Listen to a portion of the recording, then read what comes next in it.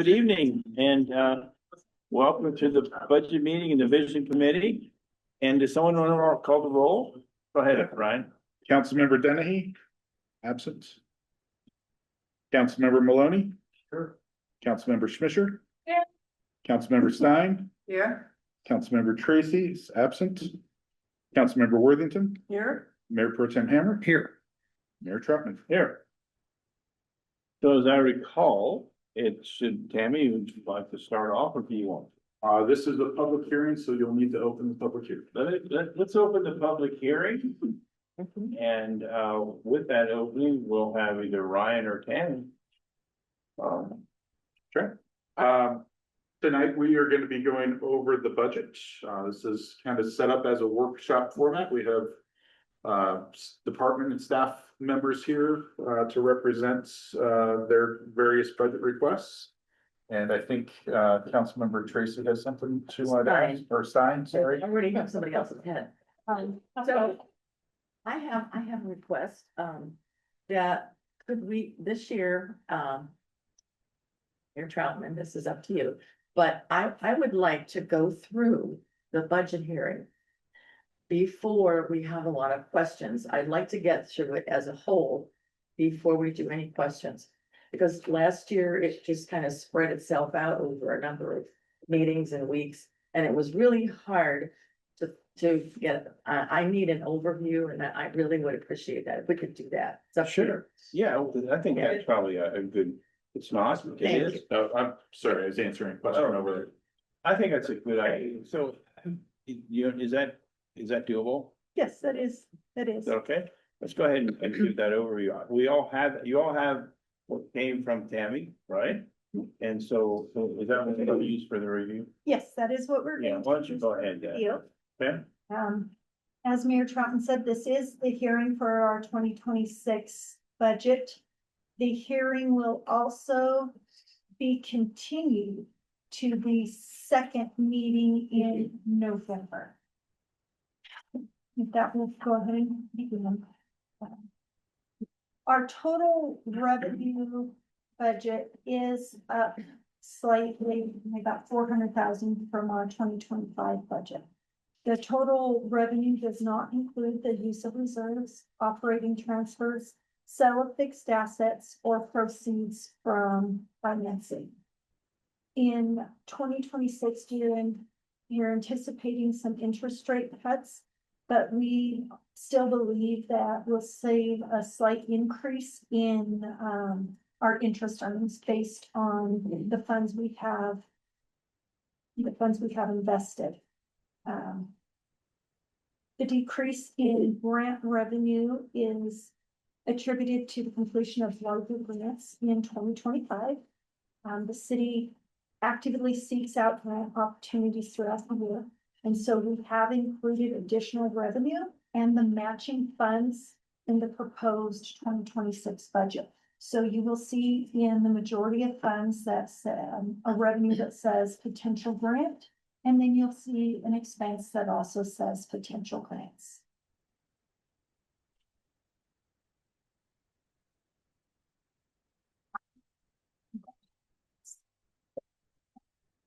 Can I ask you a question? What? Kathy, and so, intergovernmental. Could you just expand, I had an idea what that is, but it's gone down $140,000. Is one of the reasons for that? So would you like me to answer those now, or do you want me to come back and answer the questions as well related to that? Well, this is, Just keep going. I would like to keep going, Okay, let's, and maybe we can just take notes as we go. yeah, let's do What that. would you like to Thank you. ask? Go ahead. Yes, go ahead. Let's keep going. I'll make them known.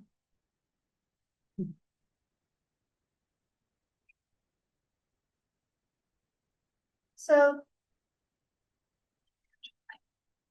our total expense budget is up slightly from 2025.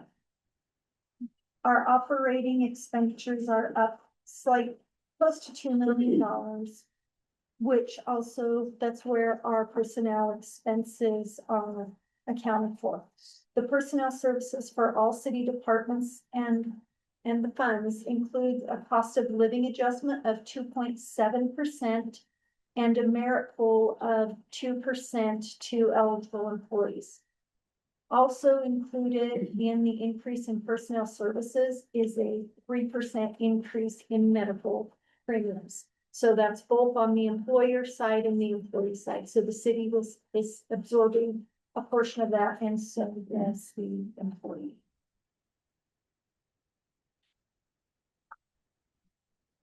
Now we'll discuss general fund.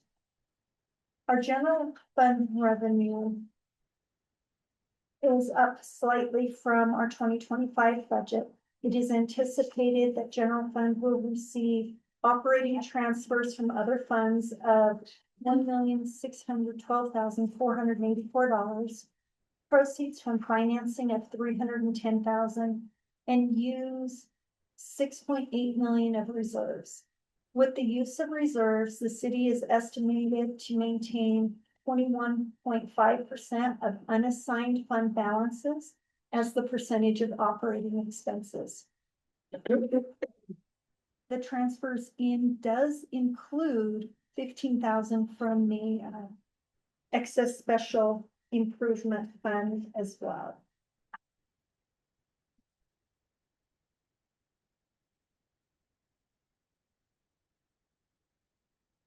I'm sorry, if I don't ask now, we'll get lost. We're using reserves. Where's that on this?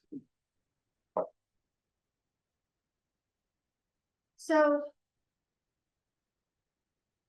that is not shown on the slide here. If you reference the proposed budget book, you will see that in our overall statement, which shows on, let me get you the correct page.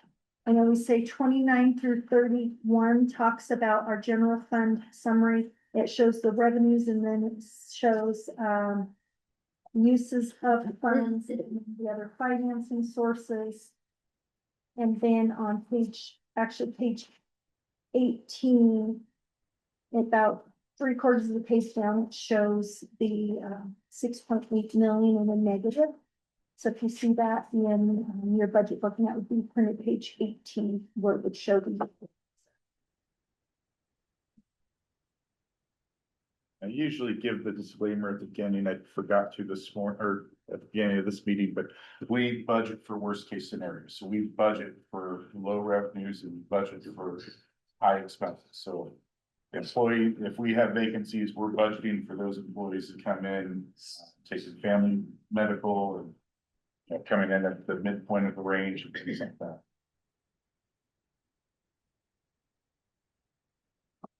So the general government section of general fund includes the majority of our administration. So it has city council, the city clerk, administration, finance, public information, HR. It also has a building department, our planning department. I think that in economic development and IT, and I just like, don't forget me. So that's all of our general government. So that's more of the administrative functions. Our budget is showing approximately $2 million decrease that is related to the transfers out. We do not have as many transfers going to other funds, and it's primarily because those transfers in 25 were related to ARPA funds, and those projects were done in non-general funds.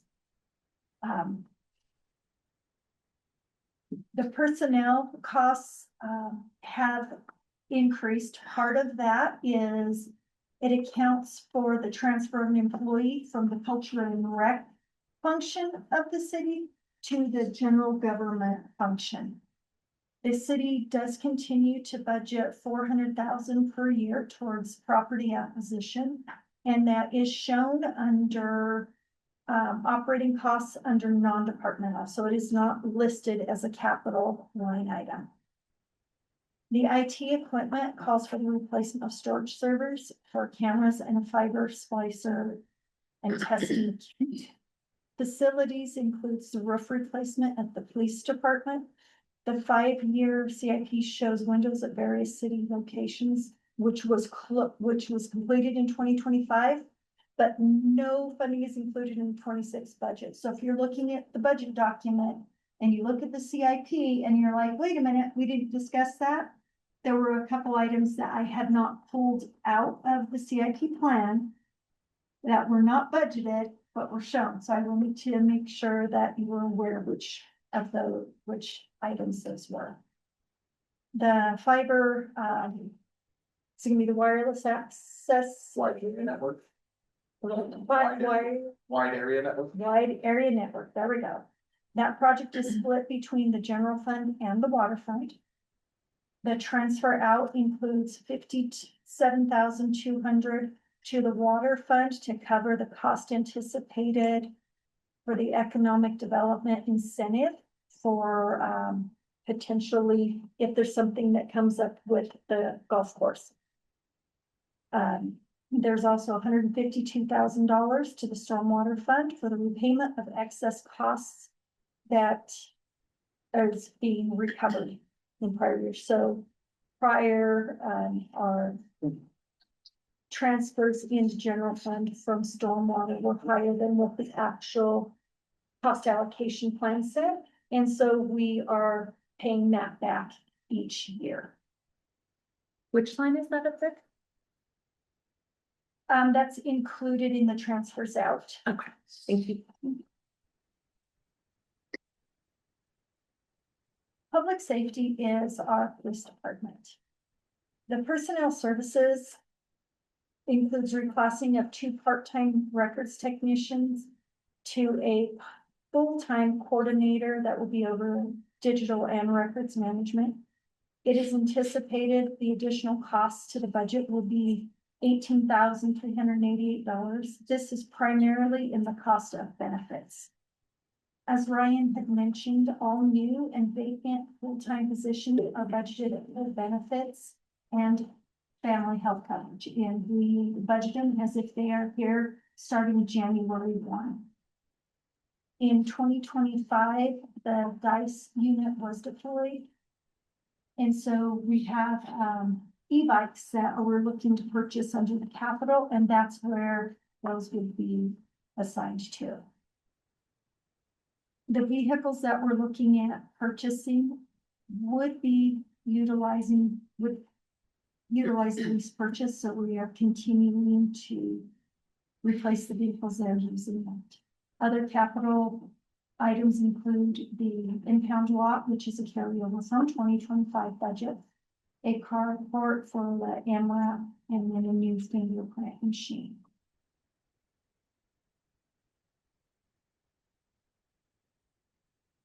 Public Works.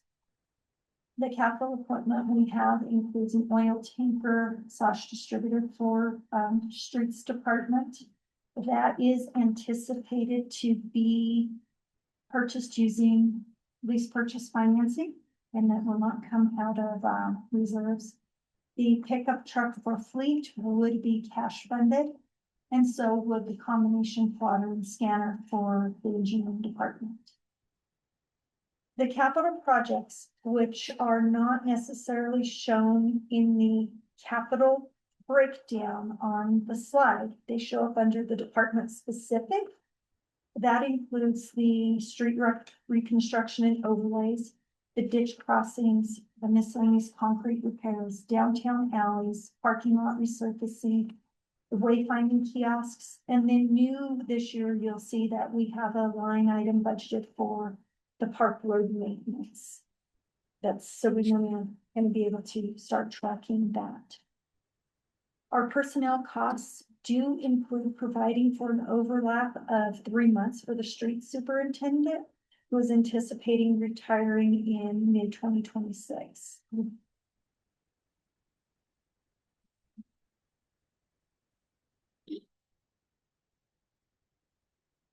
Culture and recreation, this includes mainly our museum and library, and then our pedestrian bridge repairs. The personnel costs decreased with the transfer of an employee to the general government function of the city. Capital outlay includes the inspection and any necessary bridge repairs for the pedestrian bridges. The Catlin cabin rehabilitation is included in the grants for the museum. We're anticipating that we will be getting funding, I think, from the Friends of the Museum. Yeah. I got verbal confirmation yesterday.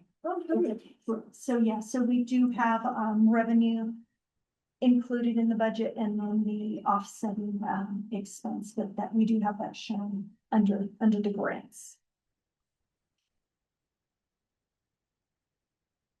So next we will move on to the Parks Improvement Revenue Budget. A grant application was submitted through Pikes Peak Outdoor Recreation Alliance as a regional partnership application to GoPo. The requested grant is for campground construction and other facility upgrades and improvements, along with road reconstruction in Red Canyon. Right now, that is shown in the park improvement budget. Before we adopt the budget for 26, we're going to move that to the quality of life fund. And so then it will be consistent with other grant funded projects. Also included in the charges for service is $25,000 for pavilion rental fees. This will be an item for council discussion. It would be recommended that the city mirror the fees that the rec district currently charges of $25 for the first 2 hours and $12.50 for each additional hour. How much is there for addition? $12.50 per hour. Would that come before council as a decision point? Yes. We'll move on to the park improvement expenses. The capital equipment and projects include the rubberized playground replacement, the carport for their equipment at their new shop, Main Street benches, bike racks, trash bins, the riverbank stabilization, which is a carryover from 2025, and then continued Centennial Park Master Plan, and then purchasing a dump truck. The personnel services decreased by removing the trail builder position and contracting for the repairs and maintenance of the trails. So we're going to switch the model that we use on that. And then in the final budget, the rubberized playground resurfacing replacement will be funded using conservation trust funds.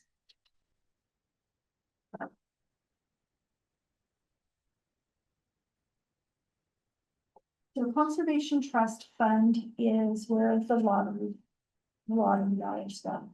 Those funds are very restricted as to what they can be used for.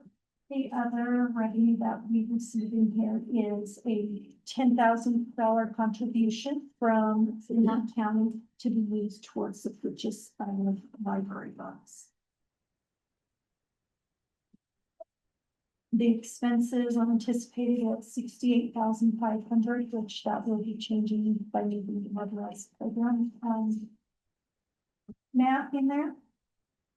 The capital equipment that we are looking at purchasing is a stand-on aerator and a commercial turf mower.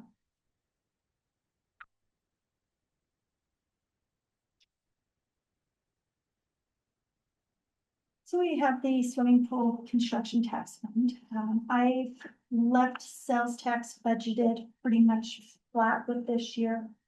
We know we have seen a decrease from what we had previously seen over the last couple of years, but part of that I think did relate to the significant amended returns we had in whole that were from prior years, and we have seen a decrease in general, but so we're just kind of budgeting flat on that.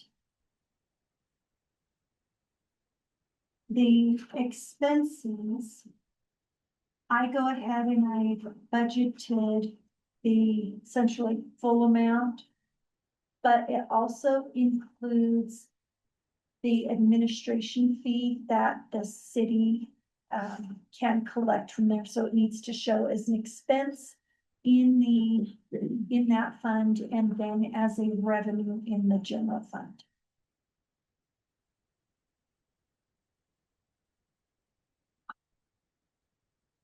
Part of the reason we're gonna ask for a continuation at the end of this meeting is because we do not have anything for the excise tax currently built into the budget. And that's because we're awaiting the results of the election. Okay.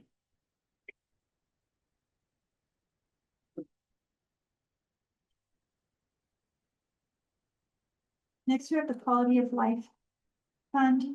This is primarily where we have all of our grants recorded and proceeds from the Royal Gorge Bridge. The Royal Gorge Bridge revenue in this quality of life fund is used essentially for our match. We are showing $100,000 decrease for the Royal Gorge Bridge revenue and quality of life, and that's primarily to help. We had more go into general funds than we did this year, so we added an additional 100,000 to general fund. We also have that revenue flat.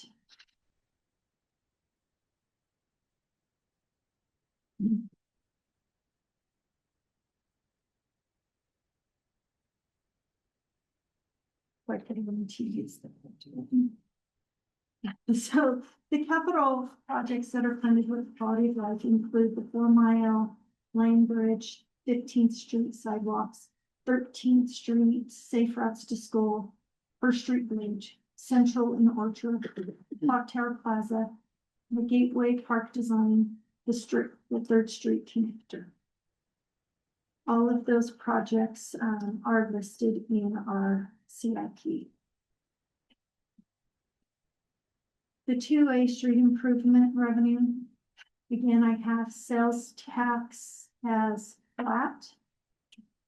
And then the fines and penalties in there are showing lower primarily because we have had many amended returns, which is reducing our penalties that people have had.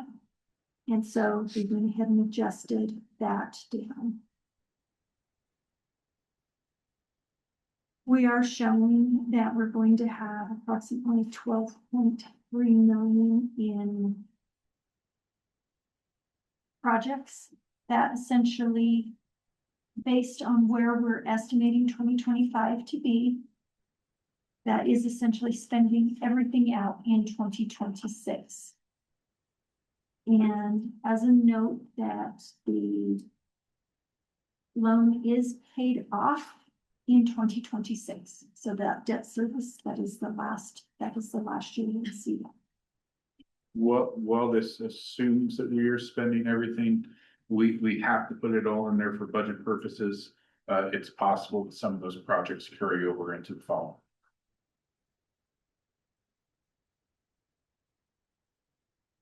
Next, we'll move on to the water fund.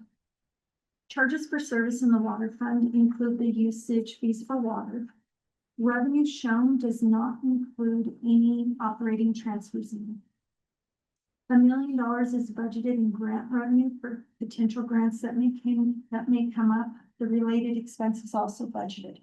That number will be changed for our final budget. We have anticipated capital contributions from a project that Travis is working on where the developer may provide us funding for the tank, or there's something that he's working on. So we have to include the 500,000 in there as revenue, and then we're also including some for grants. Emergency generator. There you go. Thank you. I was like, I know it had something to do with them.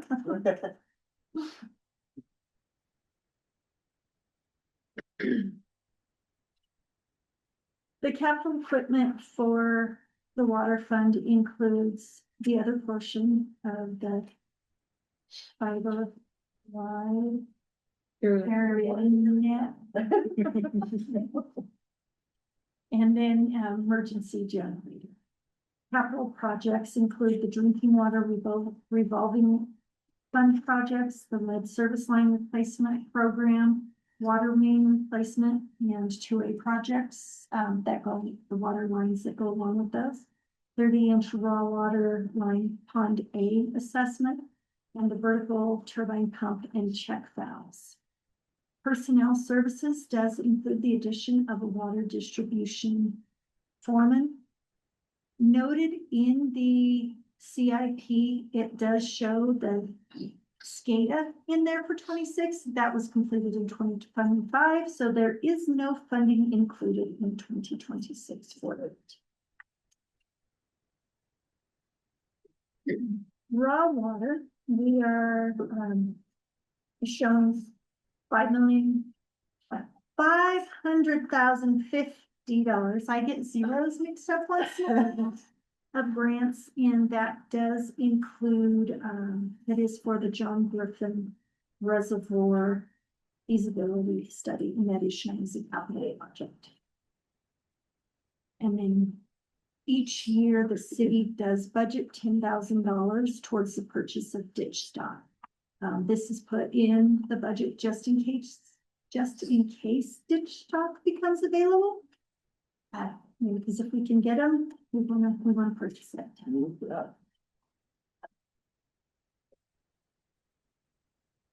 We're on stormwater. The transfer in reflects the repayment from general fund to the stormwater fund based on the cost allocation. And it is listed as levy line $152,000. The increase in the charges and service is based primarily on the increase in impervious area.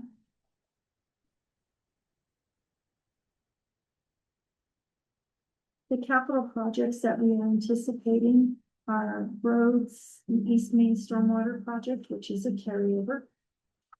Property acquisitions, and we do not have property identified. We put funding in there if we need to pay for easements or anything like that, and it is accounted for under the property acquisition. The 9th Street storm sewer extension, and then also other stormwater projects. And then before the final budget is adopted for the contracted services line, will need to be increased to cover additional costs associated with the recent property acquisitions. The parcels are requiring additional cleanup. This will increase the purchase services by $36,000. And we're anticipating that just to be an increase for the first year because there is so much cleanup to be done. And so then after that, we'll have probably an increase in the contract, but not as significant as the $36,000.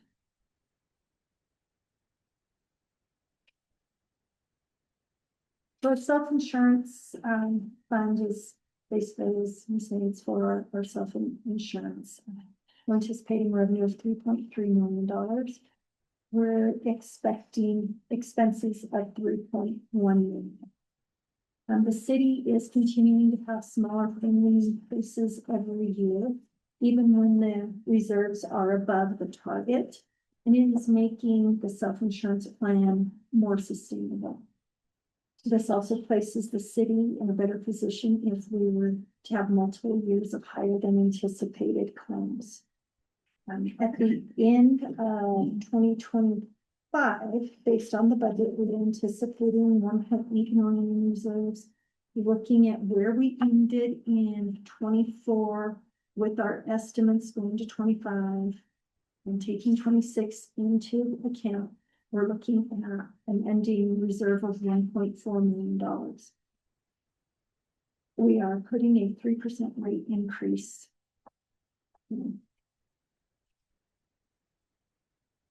We do list our other funds because they are part of our overall budget. We just do not go in depth into each of these.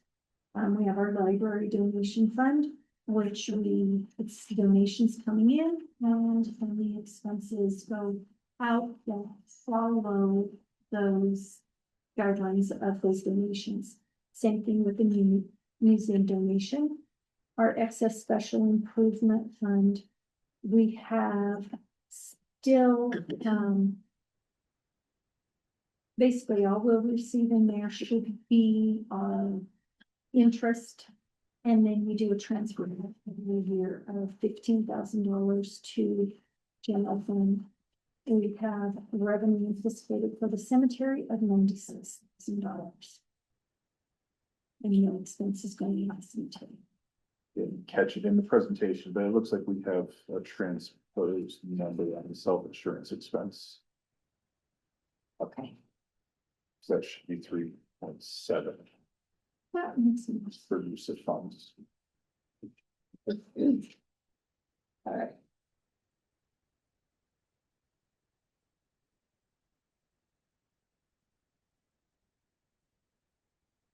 So I did leave the header called items for consideration, just water and stormwater rates. But I do have parks pavilion rates in there. As I mentioned, the Parks Fund does include the $25,000 in revenue for Parks Pavilion rental fees. And again, it is based on what the rec district currently does. Included in the general fund non-departmental proposed budget is a transfer of $57,200 to the water fund to offset the potential incentive for the 4-mile golf course. The Parks Improvement Fund also shows an increase in utilities to cover the anticipated water rate increases, specifically for watering the parks. So the things that we will need to be looking at, and I don't know if this is going to be discussed at the general government meeting. Stormwater and water will be discussed at the November 5th, the rate increases and rate structure will be discussed on November 5th. So General that, government. so that will be, when we're meeting to discuss the impacts of the restructure to the city accounts. And then also the water rates anticipated to be brought before council approval, water and stormwater on November 17th. Depending on the results of the general government meeting. So the budget as proposed is status quo, and it would be modified based on what's decided at the November 17th. We will more than what we have done in the past when we budget our revenue is we look at our historicals, because the only thing that we know is consistent is our meter fees. We can base we can determine what meter fees will come in at, but we can't determine really what usage fees will come in at. Because people can, if the rates are higher, they can choose to cut back and conserve. If we have a wet summer, they may draw back. So we kind of look at our historical rates on that. Our historical revenue.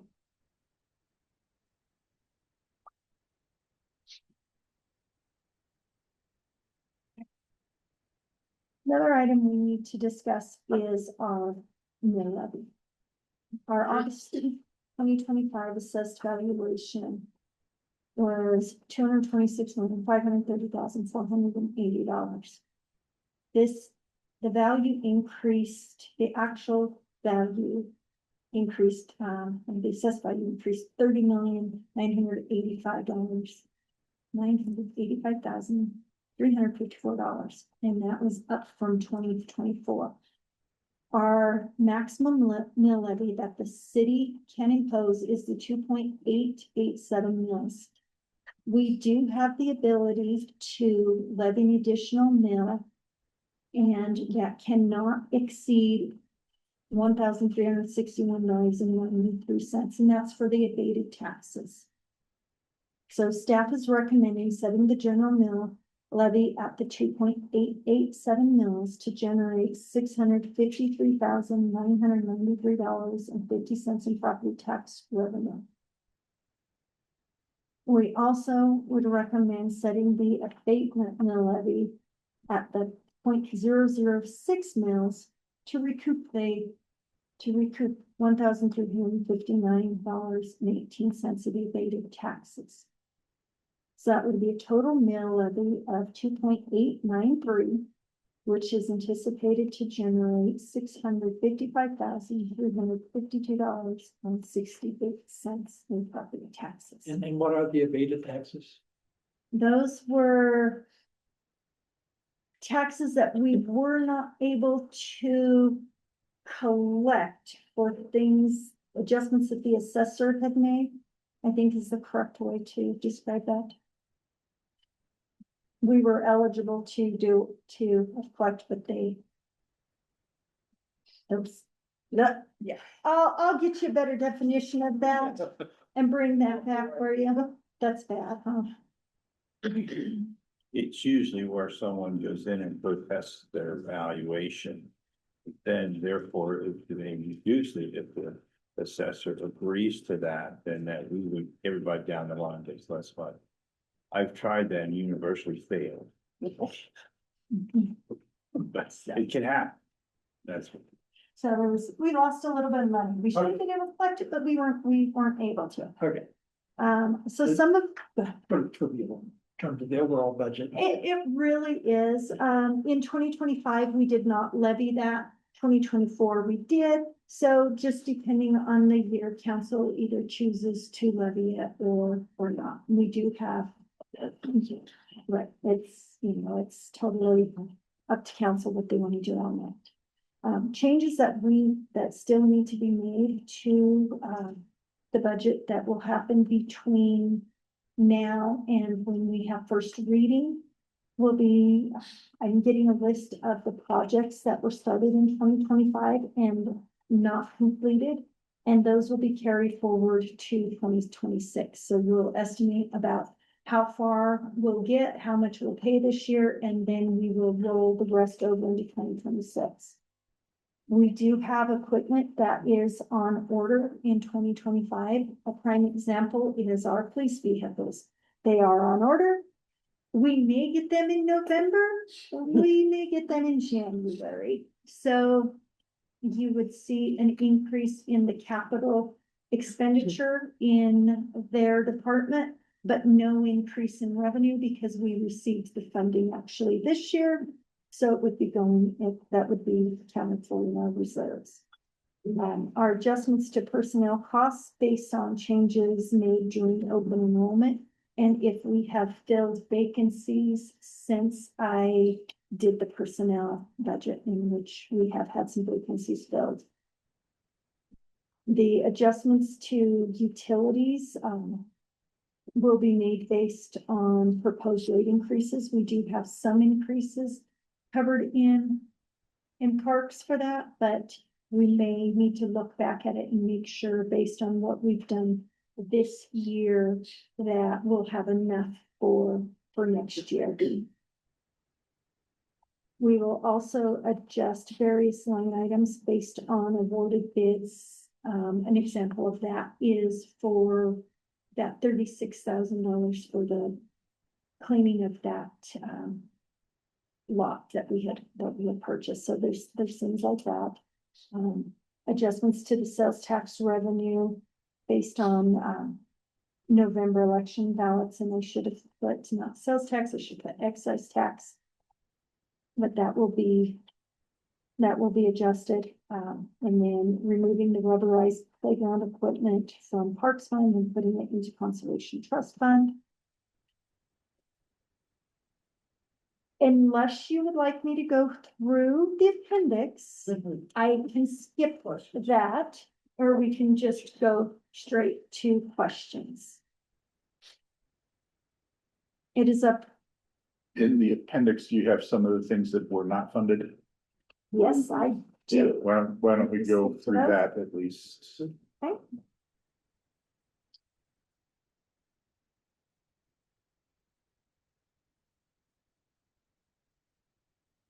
So we did have, new personnel that was requested and not funded. Finance asked for an accountant. Police wanted a deputy fire. Yeah, we want a fire chief, not police, just deputy. You will do fire too, right? A deputy police chief.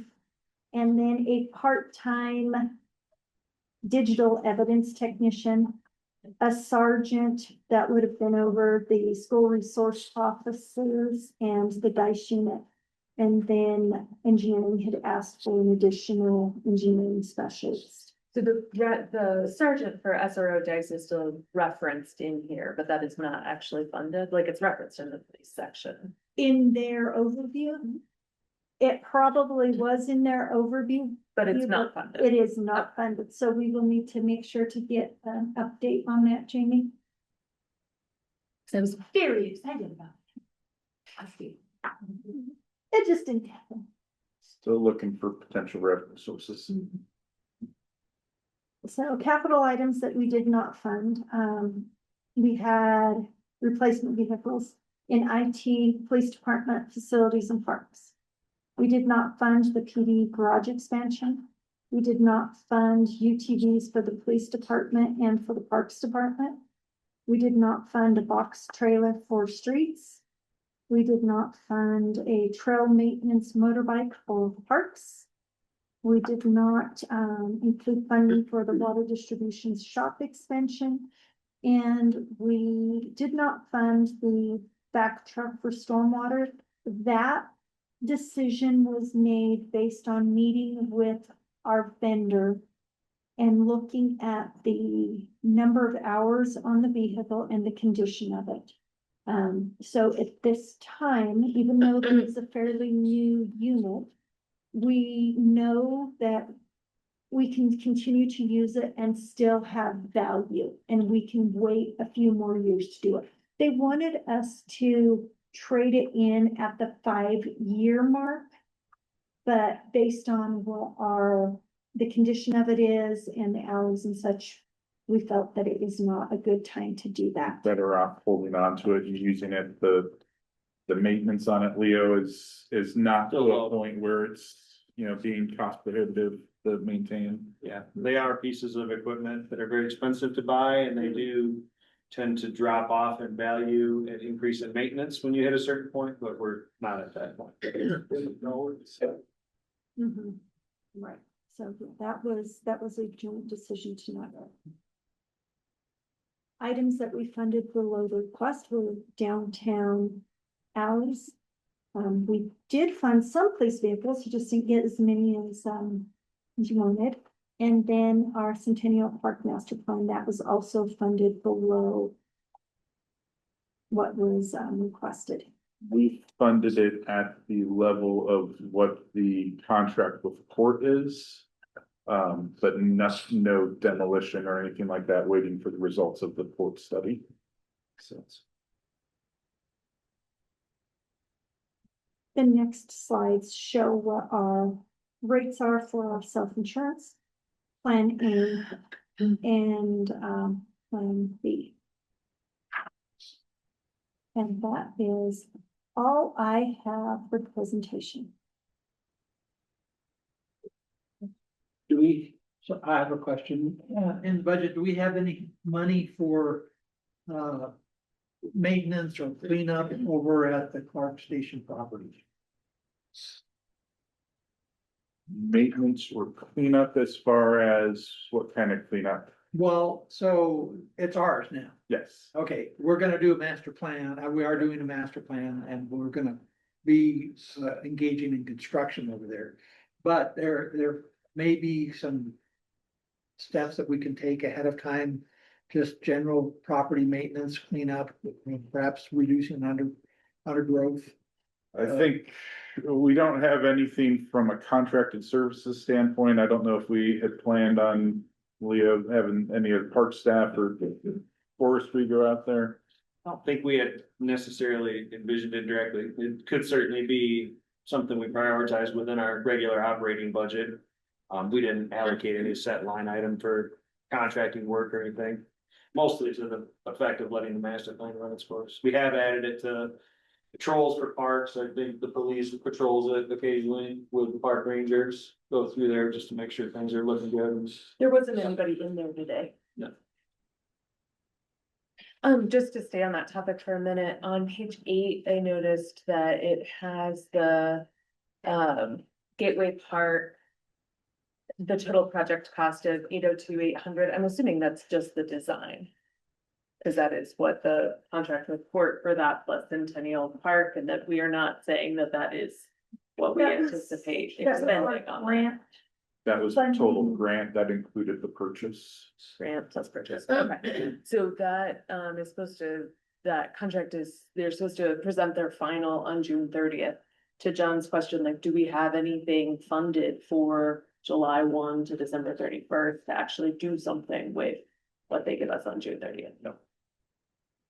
We don't know what that is or what that cost would be.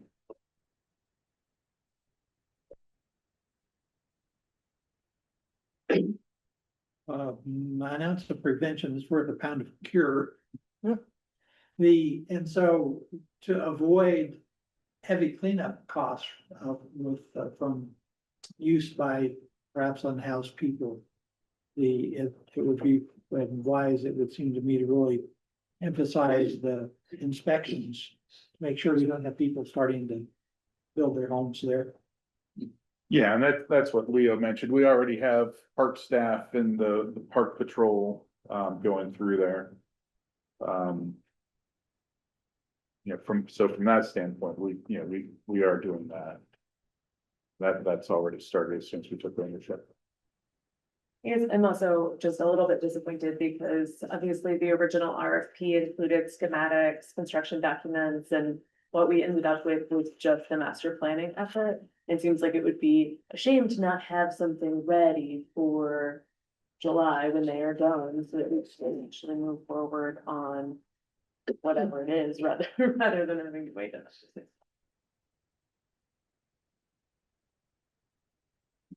Not sure how we would know what that is.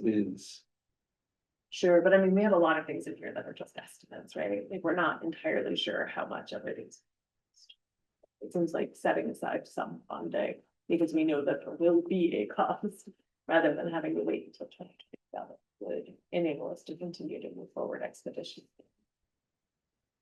Along those lines, one of the things I've been looking at is trying to make the put in takeout area accessible for river rafters. And it would be nice to have something in there for that. Yeah, especially if you have the height of the river rafting season. If Yeah. it's possible. Yeah, and I don't know that we will be able to have a takeout done before the rafting season starts. I think Leo's been working on a timeline for that, and just getting the appropriate permitting will probably take us outside of any build time for the rafting season. I think it'd be really helpful to actually see that. I know that you guys have put some work into it, but at least I get a lot of questions from them about that. So it would be nice to be able to say, we have done the forward planning and this is what it looks like. And We put the effort in. Leo just sent me something today, so we haven't even had the chance to sit down and talk about what that looks like. But there is work going into what that might look like, and the work order and all that type of stuff, but we're still trying to nail that down. I'm not familiar with the permitting process, Leo, but is there, without having a firm plan, but just knowing it may involve disturbance of banks and stuff like that. Is there a way to start the permitting process? That's kind of what we're working on, is actually working with an engineer that would help us with the permitting process. Yeah, Because you can't go and ask for a permit if you Don't know what you're doing. the first thing they'll need to know is how much dredging and filling are you doing in the river and wetlands, and I can't do that until we have a design, and that's what determines our permit needs, so. I guess my concern though is that if we don't have anything in the 2026 budget, then like, how? Or would we not actually be able to start it until January of 2027, and then would it actually be possible to get it done by April 1 of 2027? So it just seems to me like we need something in here to begin the work. Or we're actually gonna miss the next 2 seasons. That's possible, and I think, we had talked about whether or not, I guess it all depends on where the funding's coming from too. You'll have a better idea a little later as to see how the sales taxes are going and everything that way, so. It may just be something for our continued portion. Yeah. Budget. TBD. So to circle back to the question about the intergovernmental revenue decrease. Part of that was in 25, we had the funds budgeted for Department of Human Services, DHS, IGA. We have been trying for a couple of years to get a paid intern through DHS for the police department. And so we had revenue budgeted for that. We do not have that included in 2026. So that was $55,000 decrease right there. So it's some of those items. The other decrease is also shown in the SRO IGA. And that is because our 2025 budget it was based on 3 SROs. The school district only funds 2. And so the 2026 budget is shown for 2 SROs with the funding for those 2 SROs. So that's the other decrease in the intergovernmental revenues. And they pay us back. Yes, we do have an agreement with them and they pay us back. We So- go and get paid. 75.5 split. Am I right in assuming they kind of, on the two-way street improvements, you got fines and penalty? Is that to the contractors that don't meet dates, or what's that all about? That's people filing their sales tax late, Oh, so they have to pay late because fees. part of it goes into the two-way. Yep, part of it Gotcha. goes into 2A, part of it goes to general fund, and part of it goes to the pool as well. Okay, thank you. A general comment and an ask. The general comment is when I went through the details about salary and wages, everywhere that we had salary and wages, it was really hard to refer that back to the FTE table. And so it seemed to me that we had FTEs that were in one department that perhaps they were part-time in another department. And so it seemed to me there was kind of a disconnect there between what salary and wages were indicating in a particular department without having the same heading on the FTE Okay, readout. okay. And the other thing that would be really nice, I think, perhaps, I'm not so sure we need it this year, but maybe for the next council, would be to show and actually have a table and a graph of reserves, what we've had for the last 5 years for reserves, what we've pulled or added to reserves in the last 5 years would be really great. Is there a minimum requirement from the state or any other government that we keep a certain level of reserves? The general fund has to have our 3% emergency reserve based on TABOR. But we also have our own financial We management. have our own policy. financial management policy, but the state only requires us to have 3% for general fund. And that is only 455,400. I know when I first became mayor, the reserve fund wasn't that, it was less than that. And worked hard to get it worked out. I was told, and I was pretty proud of it, I still am, but we had to maintain 111 days of operating expenses. So we have in our reserve policy, it says between 75 and 90, I think, days is our policy that says we need to keep. And that's between the 20.5% and 30%. So it's a, and it's a percent. Pretty decent, okay. Yeah, so we make sure when we are preparing the budget that our unassigned reserves stay within that level. And that is for general fund, water, stormwater, and parks fund. Then I had other questions that may not be germane this time, but when we had it in the call in life and we talked about sidewalks, did we get a safe to school grant for the ones that we're having a charge? Is it appropriate to possibly get a grant?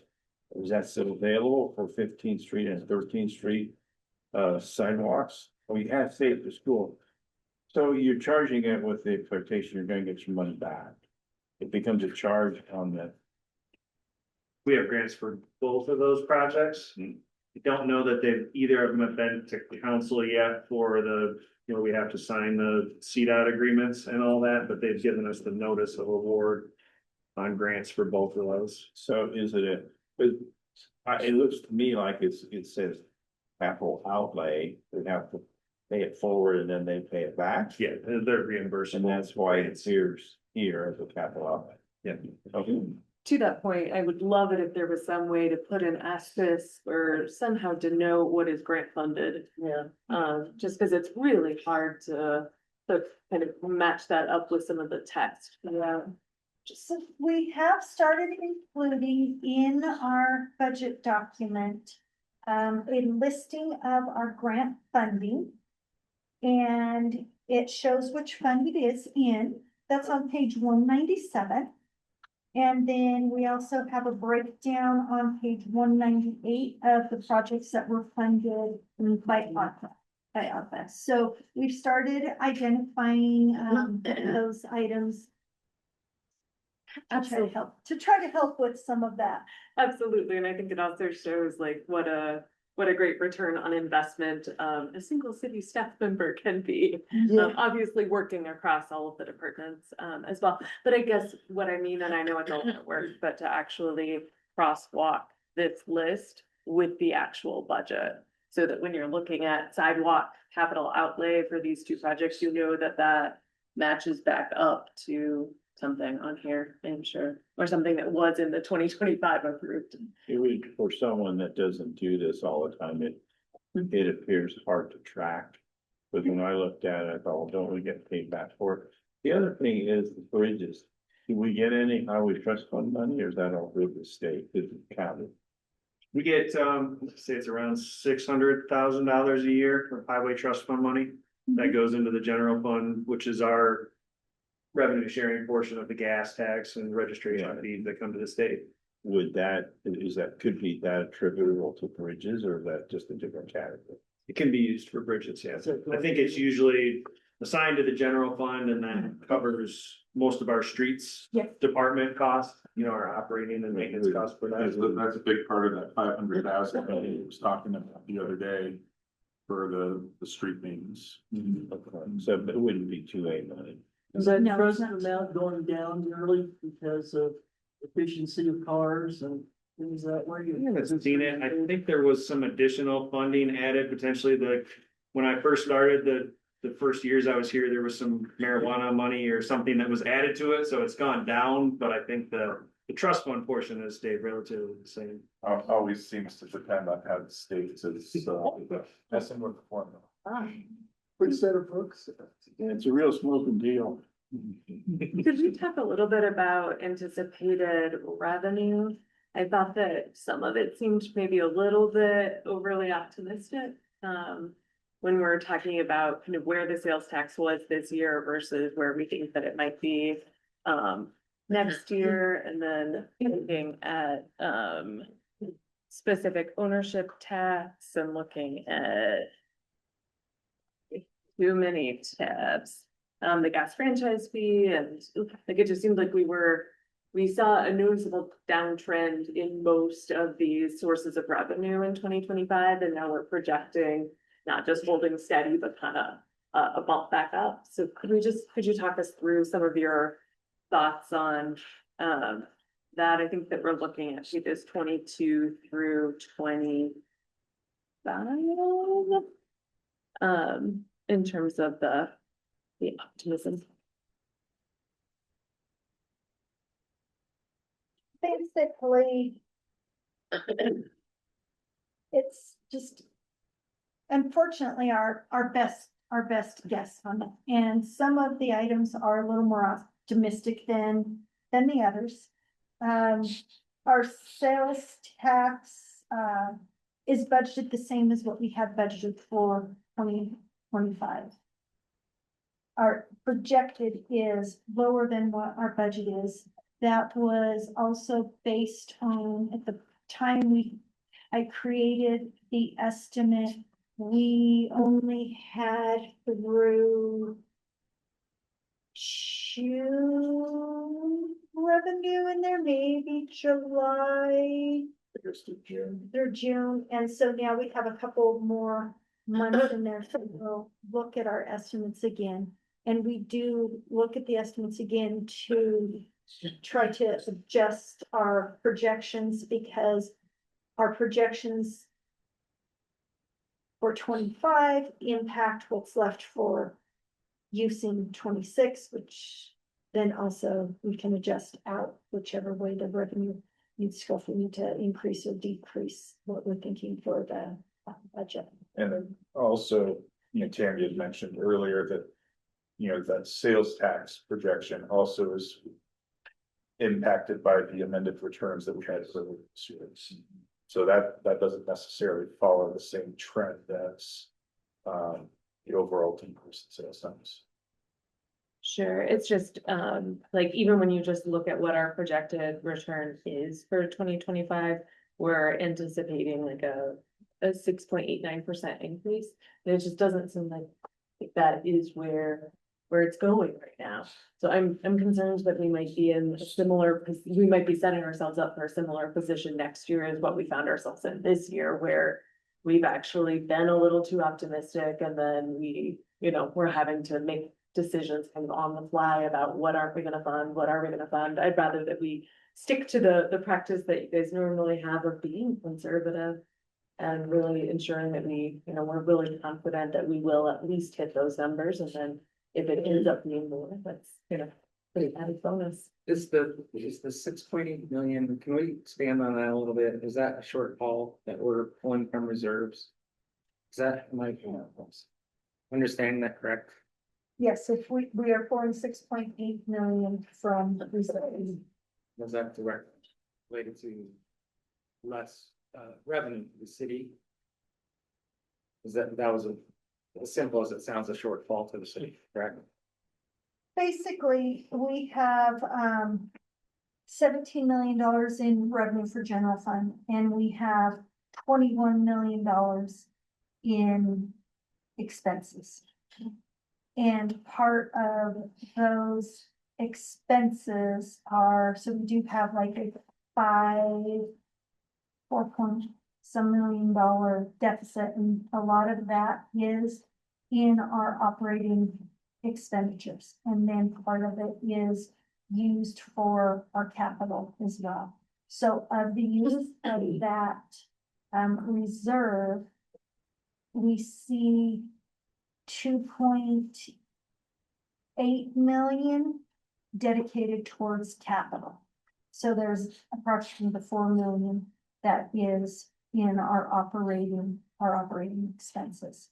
So to Amy's point, if we're overestimating we're gonna just keep inflating that number year after year, or stay on the same path. So we have,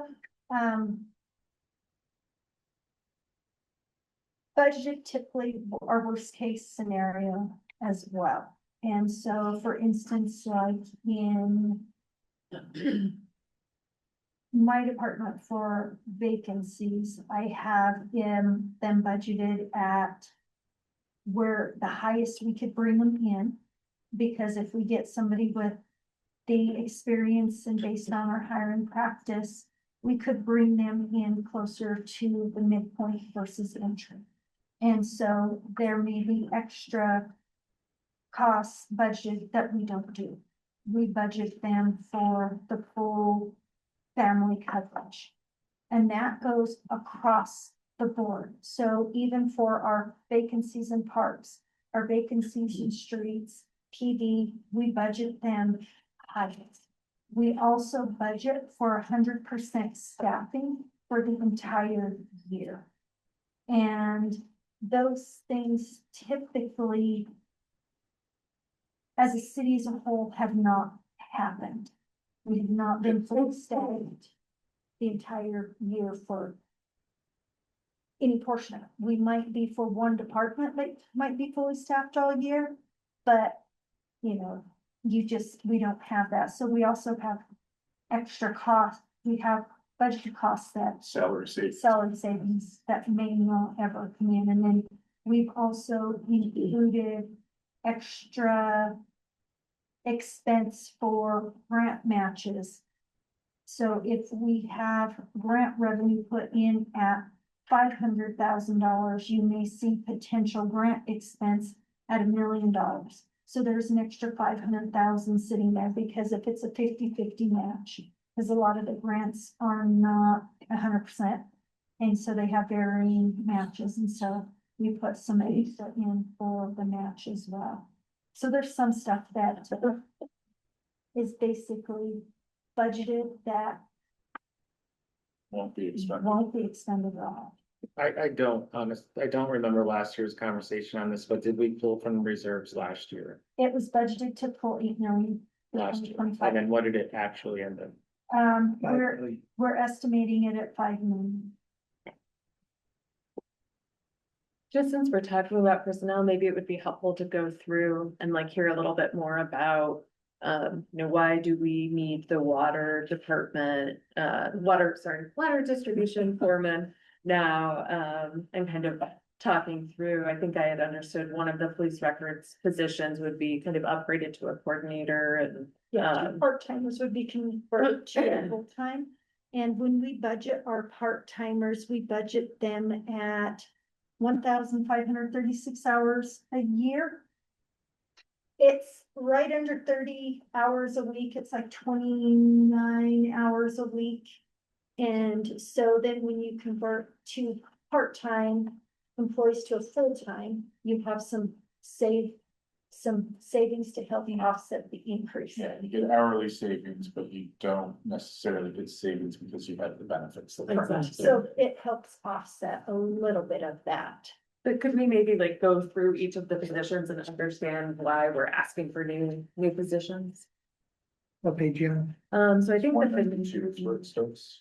yeah, and I guess I would even include in that the ones that are vacant now. So like the deputy city administrator, the plan reviewer building, the small business liaison, and then kind of the ones that are new. You want to start? I don't know if we just want to start at the top. Yeah. Are you gonna make me do this? Okay, so under administration, the only position that is not currently filled is the Deputy City Administrator Community Development Director. That was budgeted in 2025. It is continued to be budgeted in 2026. We are waiting, we're holding off on that just to kind of see how revenues are trending before we actually have posted that. We do still feel it is a need for the city to have that position. Have we like developed the PD for it or? have we done any of the work so that we could, I know last year when we talked about it, we talked about wanting to see what that position would accomplish, or like what difference would be made for having it? Do we have that yet? We've done some of the initial think we have- job description. We have a draft. It's not a finalized job description. And we kind of put it on the back burner once it was determined that we weren't gonna be filling it at this point. The position that is vacant currently in the building department is the plan reviewer. That is being posted again on Friday. And so we are hopeful that we can actually get somebody in that position, especially with some of the changes that have happened, with the. I have a question about that. I don't, if it's in here somewhere, can, as far as the building department goes, I've asked for. Can we see what the revenues are to that department, and then can we also see what the third party? What was paid out to third parties on behalf of the building department as well somewhere? So, So the plan review fees that are charged by the third party are paid directly to them. The city does not pay that. So. Right, so I can't see that. If you look in, Yep, that would be, I can see it's from. So on page 25, that's the building permit fees. The graph shows, and that's of the proposed budget, it's printed page 25, I don't know what, digital page is. I see it. If you look then a couple pages in, under licenses, we have contractors licenses, our building permits. So any of the revenue that the third section has a 0195 in it, that is revenue that is attributed to the building department. Okay. That is something that when we converted to Springbrook, that we tried to start identifying revenue that was generated by departments, and we kept that department number in there. You will also see on page 30, the building plan review fees. We had budgeted 63,500 for 2026. In 2025, we're estimating it coming in about 18,200. And to Amy's point, where it looks like we're being really optimistic, when we set our 25 budget and our 26 budget, we're anticipating having all that plan review done in-house. So instead of it being paid to the third party, it would be paid to the city instead. And so when you look at that saying, oh, we're only doing $18,000, but you're budgeting 63,000, that's why. But we also didn't have that expense of that employee. So even though that revenue was down, we had the savings to help that.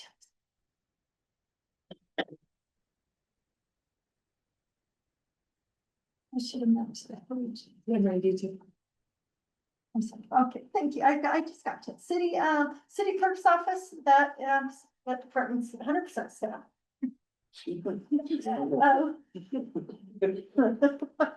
Sorry. Our economic development department, the vacant position in there is the small business liaison.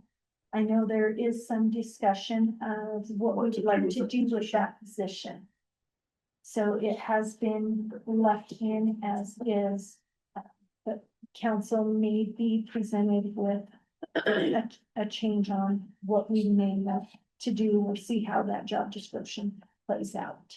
Do you have a sense of if that would be presented this year as part of this budget conversation, or is that something that like you want to hold the space for, but it's something that you'll be kind of thinking through exactly what it would be later? I think Rick, well, I have an idea now. I haven't even had a chance to talk to Rick, but I've got another idea too. Should we step outside? One of us might be going back. And every time Ryan comes up with an idea for it, I come up with some other ideas as well. So, yeah, position. it is.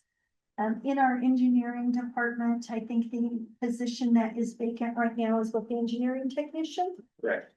And, that was just due to our person deciding to leave, and now we have it open right now. Or we just don't have it. Yep. So it's open again. Again. Yeah. The fleet department is fully staffed. Facilities department is fully staffed. That's right.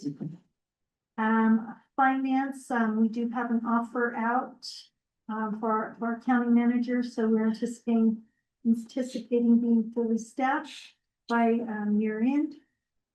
HR is fully staffed, IT is fully staffed. Do we have any vacancies currently in the library? No. Nope. And municipal court is fully, well, Oh. they have a part-time position that they have not filled for. Yeah, so they have not been able to fill it, so they are down an FTE there. Museum is fully Are they staffed looking to fill that? Something like. at some point, yeah. Yeah. Parks has vacancies, or are they fully staffed? You'll have to talk to some of these. Fully staffed. And then Parks is. I think I saw with Steve leaving, the idea would be to contract to trail maintenance, kind of a multi-jurisdictional where we're only paying for our own, obviously, That's the hope, yeah. through like a PSA. Yeah. That's it, for the questions. Planning department is fully staffed. Police department. Not fully staffed. Like, I don't know. We have, we have 2 police officer vacancies, we have co-response vacancies. We just recently re-advertised our co-response, and we currently have, I think, 5 or 6 applicants in the pool. A couple strong applicants. That one is the navigator position. The navigator position, 100% grant funded. yes. Is it in here or no? Navigator? Yeah, look at, co-response.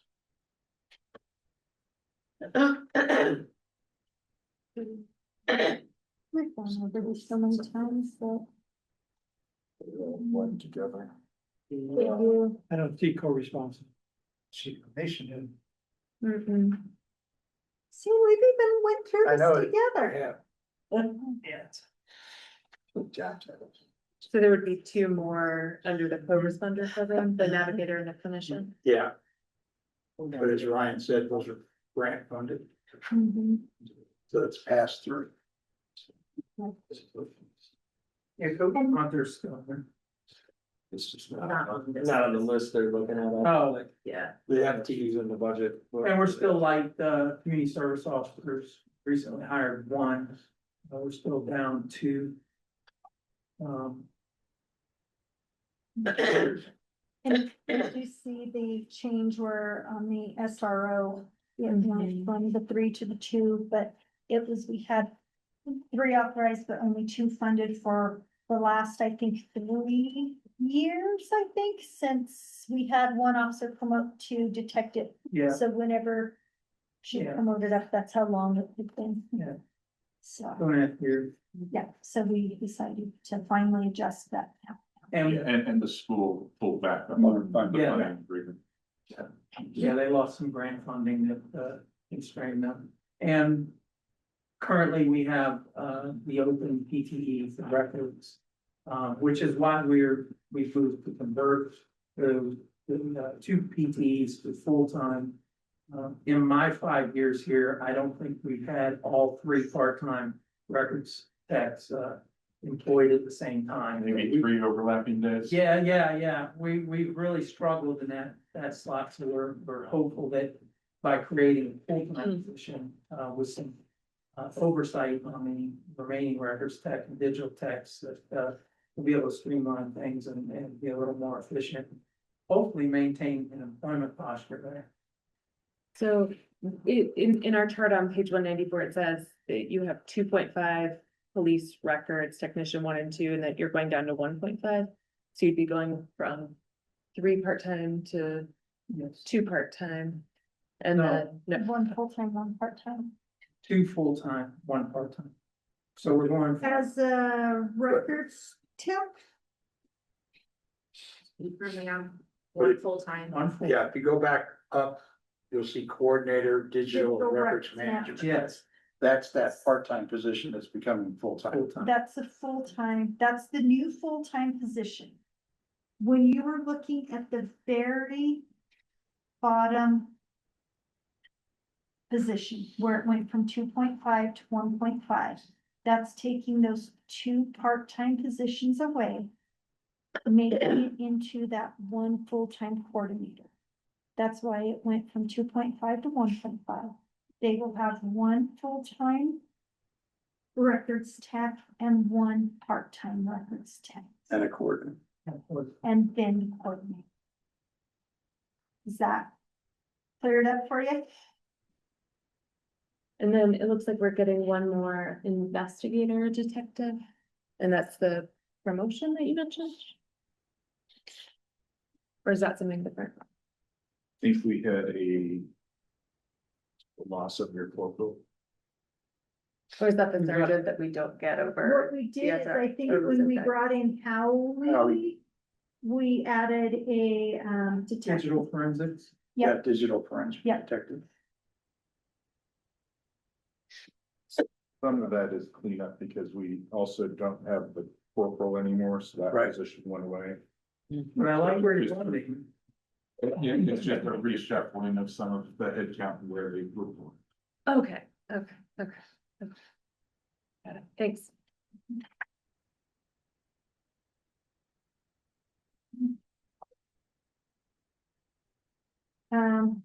Public Information Office is, fully staffed. That is where the change from museum to, public information happened. So now the multimedia technician is under public information. Stormwater is fully staffed. Where are we on streets? Streets is fully staffed. Fully staffed now. And included in the budget. Water's down one. Streets is down. They were down 1 maintenance worker in streets, but I know they had made an offer, I just don't know. if they Yeah. Yeah, they're It's going started, through the screening process. it's in the process of being fully staffed. It is. Yeah. And You're down in- 2, 3. Great, yeah. So in streets, we do have a little bit of overlap to try to, when Tony announces his retirement date, we are looking to have about a 3-month overlap. That's what we're hoping to have, so he can get somebody trained. So 40 there's, years of knowledge and Yeah. experience, it's gonna be walking out the door. right, One that keeps, I know it keeps me up at night, I don't know if it keeps Leo up at night. Just one of the things they can. so that's. Speed dial. That's another thing, Jerry, that there's some additional one-time personnel costs that wouldn't be ongoing, because we Right. typically wouldn't have we wouldn't have that extra 3 months in there. So there are things too like that are increasing our operating costs as well. Travis, you wanna talk a little bit about the addition of the foreman position? Sure. So the new distribution foreman position will oversee the day-to-day operations of the 3 water distribution crews. Currently that task is the responsibility of the water distribution supervisor. That task is grown and by reducing long-term crew leaves due to retirement. Used to be, we had some very long tenured employees on there that didn't need quite the supervision and big crews are doing a good job, but they are relatively new employees. This is pulled the water distribution supervisor out of the office a little bit more, reducing their time to go through the office work required to do the job. Distribution supervisor should have been more for bid creation, management budgets, and more mid to long-term planning of the projects. The distribution foreman would have supervisory duties over the crew leads and their staff, currently 9 employees. This would reduce the distribution supervisor, direct reports to 5, a bit more manageable than the current 13 direct reports they have. The distribution foreman position would also create redundancy in distribution operation management, and the position would act as distribution supervisor in their absence if you trade themselves. Also, would create an additional rung in the water distribution career ladder with more opportunities in career. And I'm assuming if part of what the water distribution supervisor isn't able to do right now in the bid creation and long-term planning, that is then falling up on you. Got it. Thank you. So that is, so we have 3 vacancies in water, is that what you said? We have a few lead, we have the distribution Crew director. have the distribution at the moment, but you're screening for that one, and then we now have a maintenance worker position because we just bumped up maintenance worker to equipment operator, maintenance worker. It'll be posted Friday. So that is personnel. I think where I struggle is just, and it's so helpful to have the authorized positions over the past 5 years, but 5 years ago, we were at 165, and then what we're proposing, or what was authorized in 2025 was 185, so it's just, like, you see that creep, so it's nice to see kind of it going back down a little bit in 2026. So I'm just. I was just gonna say, a reminder that some of that is because of the cops grant and having additional police officer positions. Sure.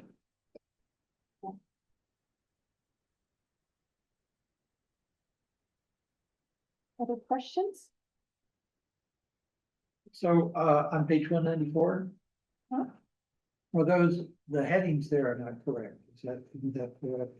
It's really 2025 FTE count and 2026. Yes, I think in the PDF that went out, it showed 24, 25 on one page. Yeah, Yeah, that's where it is. that's all that is. Okay, I think now I have actually I have dropped a line and made that come across as a repeating row in the spreadsheet, so I don't have to update it on every single page. So that is corrected. And then any of the little weird things that did not come across, as in, like, there's a couple lines that don't show what the account name is. That has been updated. Anything that had it looked like the total didn't follow all the way down, all of those have been corrected.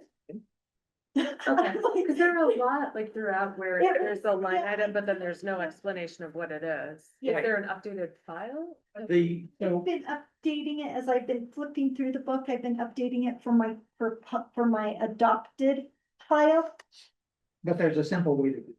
Just look at the previous budget that, or the budget after, and you can see that if you look at the last 5 digits, that's gonna tell you what that is. And Right. we are actually really, Does that make sense? So, It does make sense. That's just a lot of additional work because I think that there are yeah. 30 or so where we have no idea what they are. Got so- things. I have them fixed in what we'll be using for the adopted, as John had said, we have been very consistent now where the last 5 digits of an account number, if that is under, let's say, an operating expense, you will see that same title for those same 5 ending across the city. But if it is listed under the department specific, those are not used in any other department but that department. And so we were trying to make sure that, whatever that last 5 digits was, is the same across all funds, all departments, just to kind of help, it helps finance actually better than anybody would think. And HR, they have to charge to the departments, oh, and IT. Yeah. Oh, and Leanne, Other than that. actually quite a few of us it does have. So, page 83. This is not a typical page. Most of my comments on other pages. First off, so this is, general fund expenditures, detailed law enforcement operations. Okay, it threw me off a little bit there because the law enforcement operations was under the column headings as opposed to up at the top, like it is on some other pages.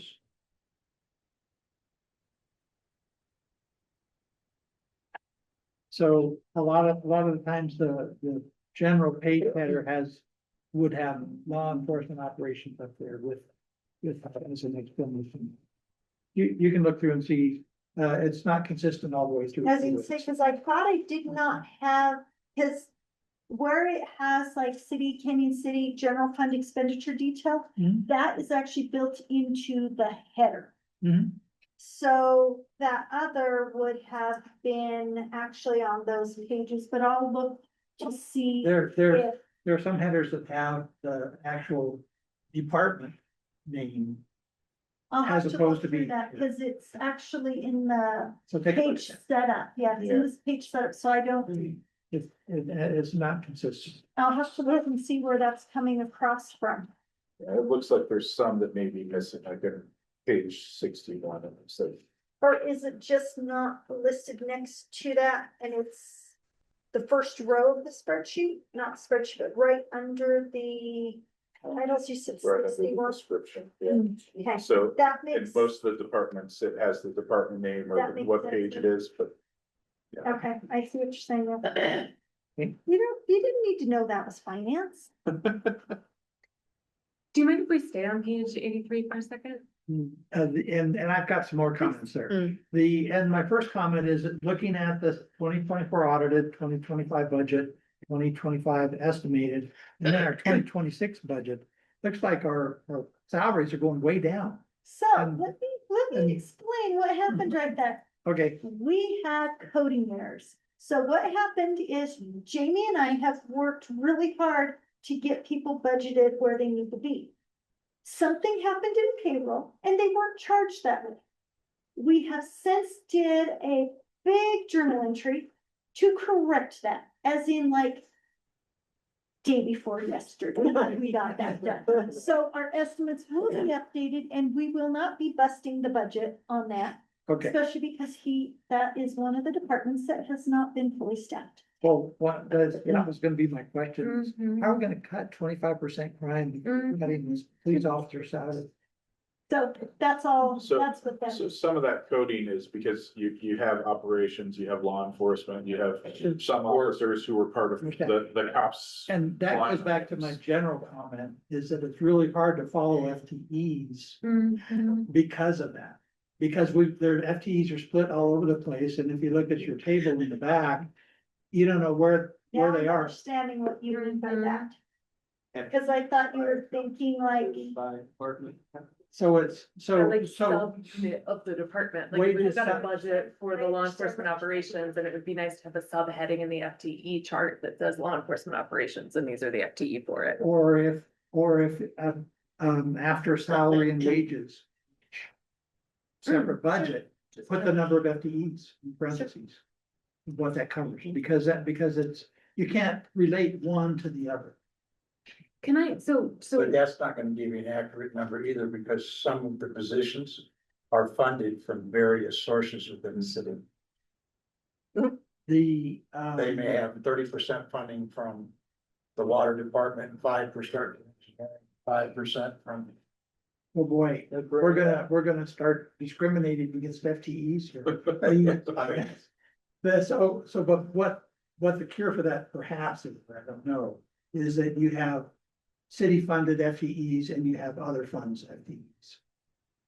So if you do have stuff like that going on in that salary line, that should be called out where, you know, what's going on, because right now you can't go through the budget and figure out what's going on, really, with FTEs. And it makes you, I know it's really hard, especially when you start talking grant accounting, it's crazy from everything I've seen, and really, yeah, I'm not sure that there's a good way to do it yet. But that's an example of why it's crazy. So, staying on that very first line on salaries and wages, so understand that the 2025 estimated, you're doing some journal vouchers, but it still looks like it's a decrease from 2024 to 2025 to 2026, like that we're actually trending down on the law enforcement operations salaries. In 213, and I think it was 24, that the actual expenses for our evidence that was being charged and budgeted in 213. So there were some positions that were budgeted in wrong areas and charged in wrong areas. We're working on cleaning that up in 25. We continue working on getting it cleaned up in 26. So this is a long term, Good. this is not Yeah, last right. year. It isn't just last year. We have been working to get those things done because what was happening is because somebody reported to this supervisor was budgeted in this department. It was assumed they would be charged to the same department when they weren't. They should have been somewhere else. So we're working on getting things cleaned up, and it takes a bit, and we've been working pretty closely with PD to make sure that we're all on the same page. Yeah, exactly. Yeah. She'd have to draw pictures for the chief. We made quite a few changes last week. Yeah. Yeah. So Okay. My last question on this page was just the gas and diesel fuel. It looks like it's not quite doubling, but quite a big uptick there. Are we just envisioning a lot more operations or? I think that was the fact that you guys were bringing on. Yeah. had More the 12 cops patrol and cars. officers. Yeah.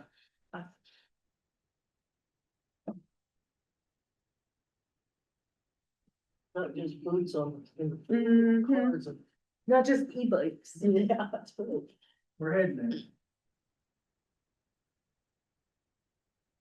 there. These are questions that have been answered, so I no longer have them.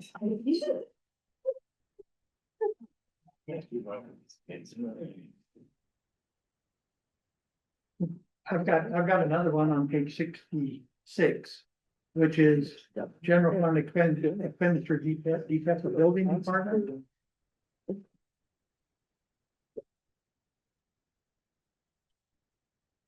And it looks like we've got a big increase in salaries. That, I think with the bringing the Shams Coda third-party plan review in-house. So that since that position wasn't filled last year, I think that's where, Budgeted at midpoints. Yep. budgeted midpoint. Okay, my That's full question, benefits. my question on that one was the dangerous building abatement cost. I thought that we did, buy the building that, was it Fourth and Greenwood, Fourth and Macon? I was surprised that it was. I don't know why I'm looking at him. 411 North Bridge. So I was surprised that we didn't have that as an estimated cost in here. Is that just not? That's been several years ago that. Oh, what? Okay. Are you thinking of a different one? Yeah, we haven't actually had any abatements so far this year that We have not. Yeah, and I don't. I'm probably think thinking PD about has- 2024. Yeah. 2023 was the last abatement we did on a home, as far as sizable, and taking something down. So, but that cost is always in there just in case. And there are also some other abatement funds under code enforcement for different code violations, so some abatement happens in that line item as well.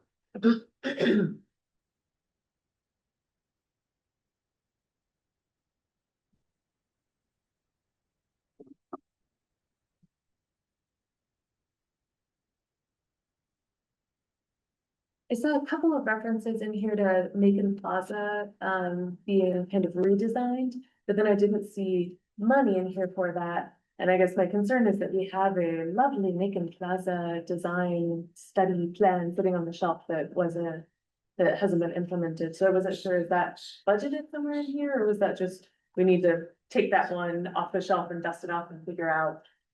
I think some of that is, would come out of unanticipated grants, so looking for additional grant funds to refresh that study. Some of that study calls for a splash pad, and that was done before Centennial Park splash pad, so it's kind of going, looking at some of those assumptions to see if they still make sense, but if we'd be looking for grant funds to update that study. Would that have a relationship to the library? Because I'm wondering now that FCA is no longer there, like, how much that's changed the usage of Macon Plaza, and like, does that? I know Kendra's got big plans for Macon Plaza, so I think that's part of it. So, with FCA not there anymore, I think that's part of why we want to look at having the study redone to see what makes the most sense. And, should there be a playground there? Should there be something else? What makes the most sense in that space now, but we've seen some changes. But that would be grant funding. We would be looking at grant funding for it. And, with where the state's at with some of their programs, I don't know if we'll find it. But it is something that we do have on the radar.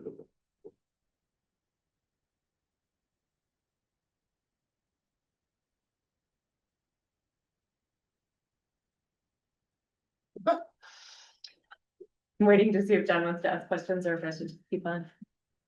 Well, I'm just having to look at this. I looked at it before and couldn't figure out what's PTO buyback at $90,000. So every year, the city allocates funds to allow for employees, the end of I got the year. that. No, but I know it is. Yeah, so the employees can sell their PTO back to the city. It is a liability on our books, so it does help that liability. I don't see anything there for the mayor. No, it might be PTO penalty. John. It's great to see that y'all are thinking about a 2.7% cost of living increase to ensure that it's taking into account the state increase in minimum wage, so you don't have that compression factor. And that there's also, that the budget incorporates a merit increase. Do we have a percentage on that? Is it going to be a pot? Is it based on kind of individual performance evals? That's It's 2%. It's a 2% pot. And then it's based off for those that are eligible, and then it's based off of performance reviews. And eligibility would be based on, So the first level is satisfactory performance. You have to meet all expectations. And then we have percentages of above expectation that takes you to one of the next two levels. If you're 30% above expectation on your marks, you would go to the next level. If you're 70%, you would go to the top level. There's also eligibility as far as how long you've been in your position and if you're a new employee. So You basically have to have been in your position for 12 months so that a complete performance review can be included. In other words, you can't get in there and 2 months later get a merit increase because you excelled for 2 months and you fall off for the rest of the 10. so it's not like each department has a pot, it's a city pot. Well, I think we take the same percentage citywide, but each department gets the same percentage for their department. So basically, you're just taking that whole pot that the city has in 2%, and each department gets their 2% of that pot. I see. it is budgeted in each department. That, I think that's great, because each supervisor may have a different way of evaluating their individual inputs. I guess I was also just confused about where to track down the numbers for the 57 thousand for the 4 Mile Ranch water offset. I couldn't find that in the economic development. It's shown in non-departmental. Where, So what page? that should 63. be, is it 63? And it will be shown as a transfer out, Transfer to other funds. transfer to other funds. So that's the 209, 200, That includes okay, part, right? because it's 57. Yep, so Okay. 57 is there. But then, So, sorry, just to make sure I understand, so this would be transferring from city general fund to the water department. correct.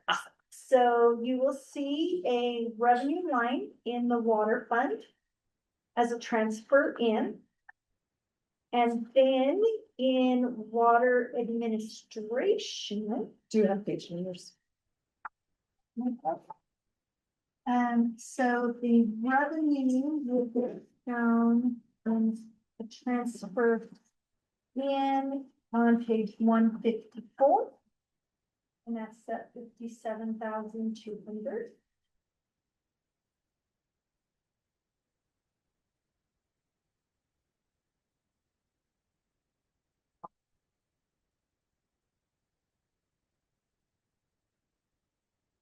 And then the expense is shown on page 159. And it is about 3/4 of the page down. And it's 4 Mile Golf Course rebate, and it shows 57,200 there as the expense. So Got it. essentially, water will, the rebate will come out as an expense in the water fund, but is made whole by general fund by having that transfer. So it's basically a flow through. Usually Preston makes those jokes. You might be out of line. He's out of order. To John's earlier point, who would fall into water administration? So water administration has a portion of Brian's salary, portion of my salary, HR. HR. So I this is- know, right, IT folks are the- PIO, So this is the Um, full cost allocation, that is yes, that's a portion of the salaries. right? So The the cashier is in there as well. cashier, but there's no, for salaries and wages, the 579,500, that is no water department personnel, that is entirely full cost allocation. I don't know that that's the Um, right way to look at that. So it's hard to say because like Deborah, who is our cashier, that is essentially like her Sure. own Sure. department. So So she reports up through the water department. she's reports in finance, but it's one of those weird things. But just so you know, when we do the full cost allocation plan, that those pre-billed expenses are all that they are subtracted. They're accounted for. They're accounted for, and so they are not hit twice for those. So for example. The positions that we just named, those are hard coded into the budget. Elijah and IT, those are built into the transfer through the cost allocation. And there's actually part of. So that would be transfer to other funds, the 1.1 million? Yes, and part of that 1.1 million does include. That's it, huh? Part of that 1.1 million does include a repayment to general fund. There were a couple years when the transfer wasn't enough to cover the costs associated with the services provided to them. And so so it's the reverse, where water fund owes general, where general owes stormwater. So we do go back and balance all of those out to make sure that They were appropriate. they were appropriately done, because, prior years, cost allocation plans have been done on budgets, not actuals. And so we wait and do it on actuals, and we feel that that's a more accurate way and a, little bit more fair way to. It gives you more information for management purposes. Absolutely, yeah, you definitely want to be doing it off of that, not based off of. As we talked about earlier, we don't always realize the full budget. We did talk about adjusting that number down, but because we made a larger than anticipated payment last year due to lower cost allocation of water, so people are going to see her. Now, I think we're looking at what, we're gonna reduce it to like, is it 952,000? The cost allocation plan should be coming in here, the final, you guys have We a have draft, a, or you we have? have a draft, we received it today.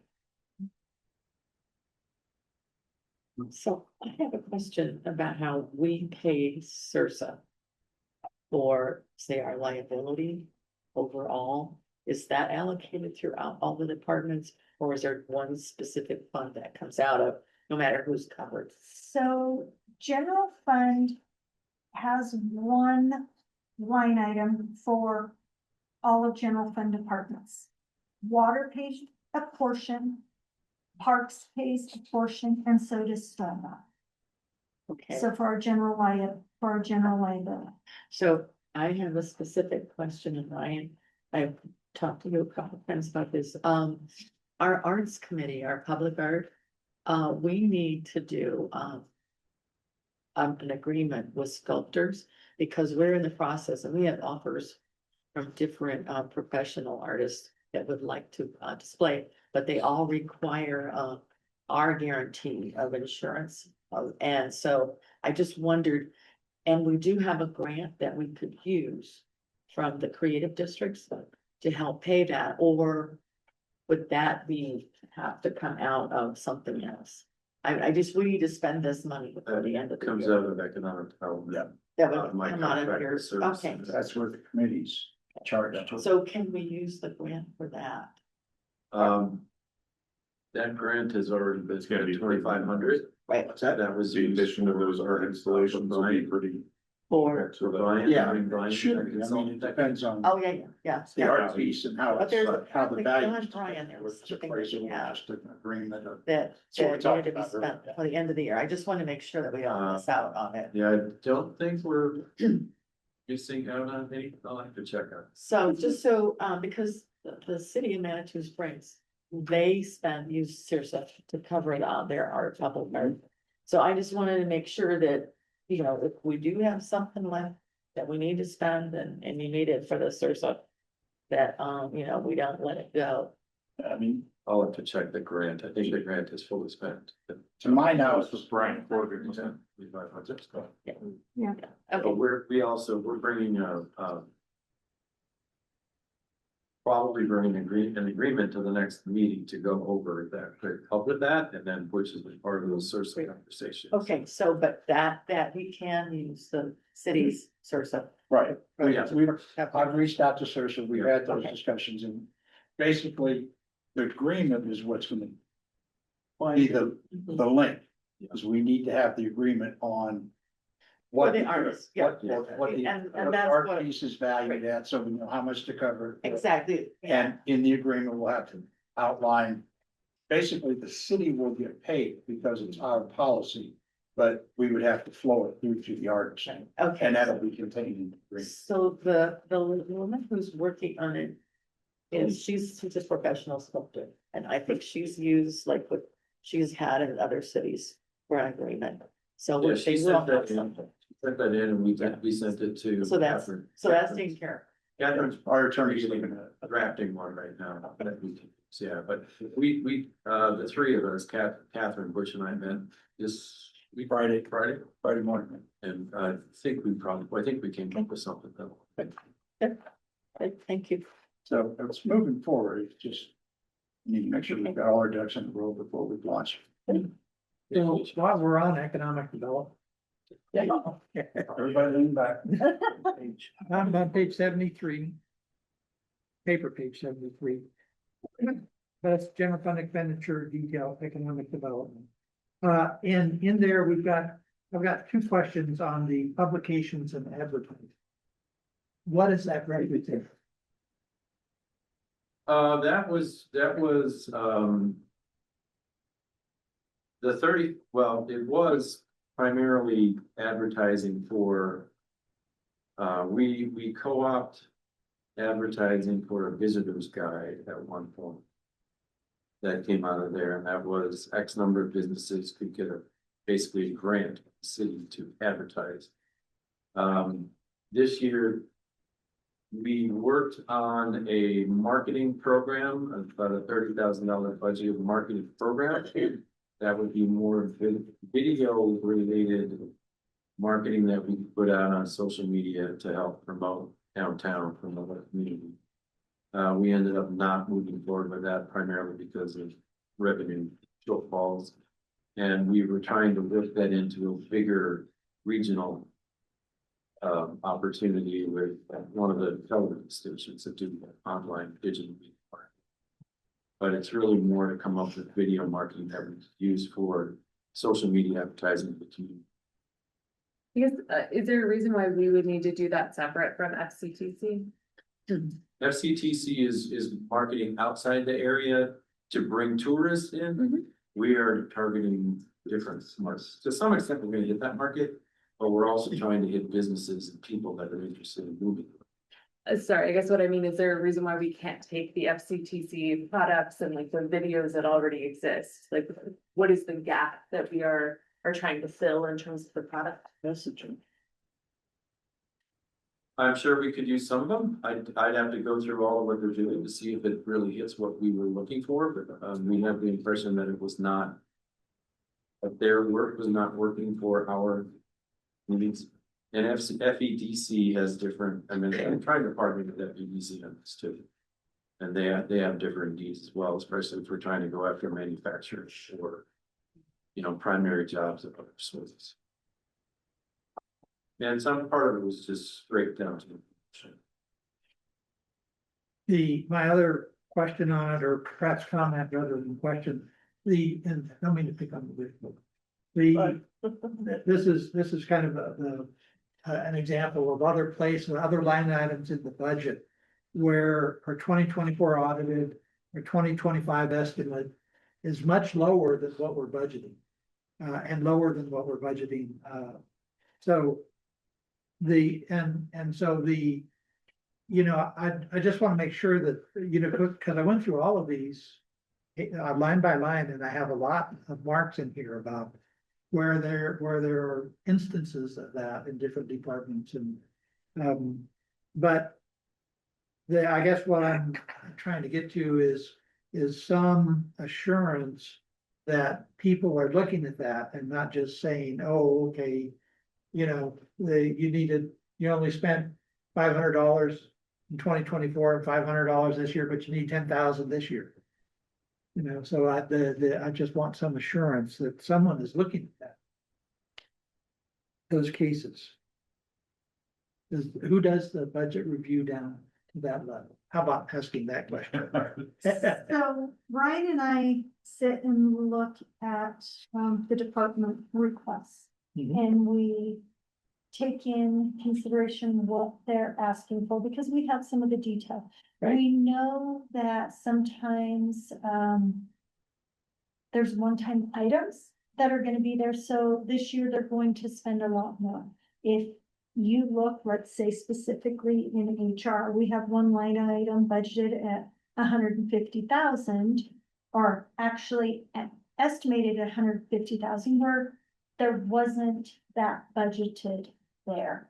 And that was because of, basically, I think the comp and classification study is being charged there, and it wasn't necessarily budgeted there. So there are those things as well. Some of the items, we will be bringing to council with the cleanup. It won't change the overall 2025 budget, but it will move money within departments to cover where there's those overages. John, what I'm hearing you say is, if there's a. We only spent $500, but it was budgeted for $10,000. Right. What happened there? Right. Well, just, I could just, for water, I could say that there's a few of those fall in budgets that we have. Funds set aside for just in case. So some contractor services, for example, the pull upon, we have to be tied out with the service that can be $100,000 swing. But we're not gonna spend that money out just because we have the budget. We don't end up needing it. So they say that's the best reason why I see it. In case of. So I think it depends on the department and depends on what they had planned to do with the budget. When departments go short staffed or things like that. We don't get to do the full program. We have to. Hit the critical things. I have a question. Rick, my turn to pick on you, it's my understanding that we have a contract with somebody that we're not going to expand or extend, retail. So retail coach. And would they be listed under contracted services? They were listed under contracted services. Okay, so do you have like somebody else planned, because it's not much of a change in. We are looking potentially at something that's similar that would expand into primary jobs also, more site selection. We've had a couple of conversations with site selectors, we haven't done anything yet with it. But we're looking at expanding the bubble service.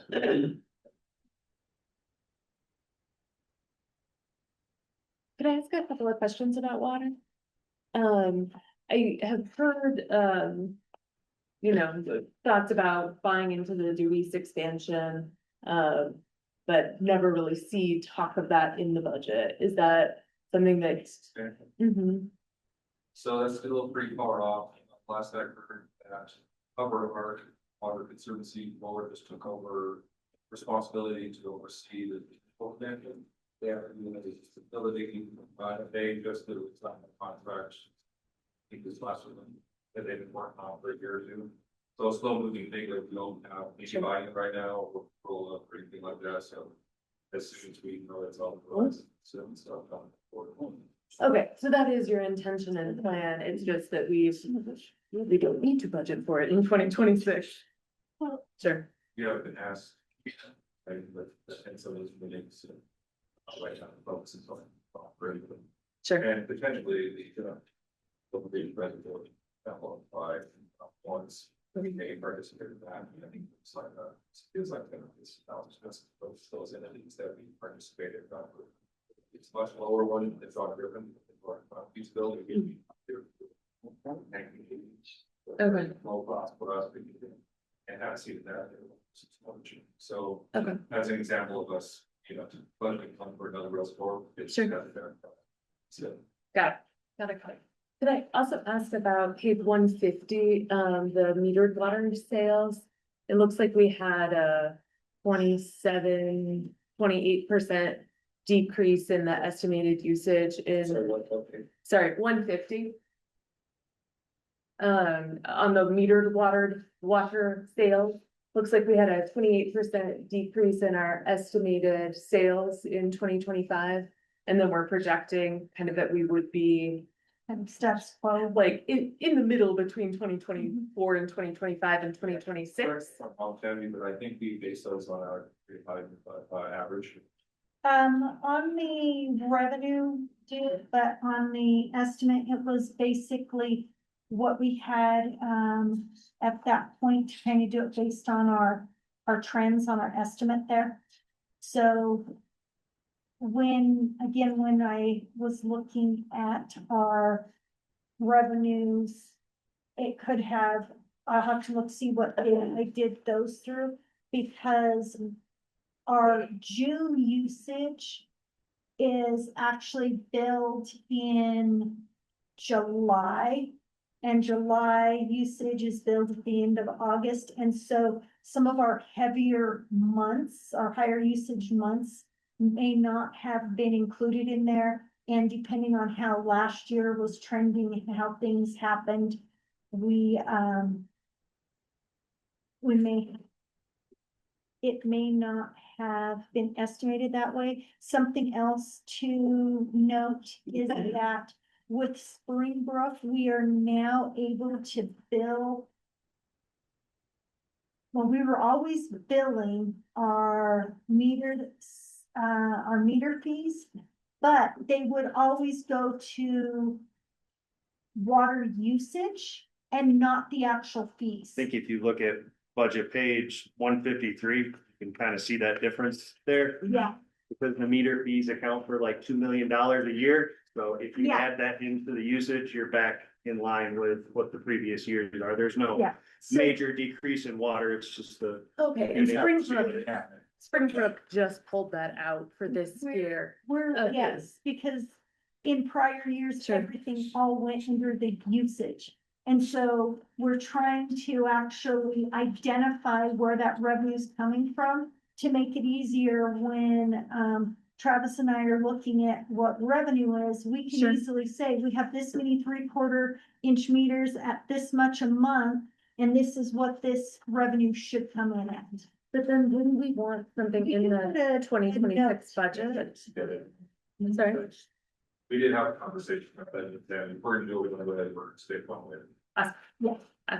And I'll make a note that, that states that in 25, we started breaking the revenue down differently.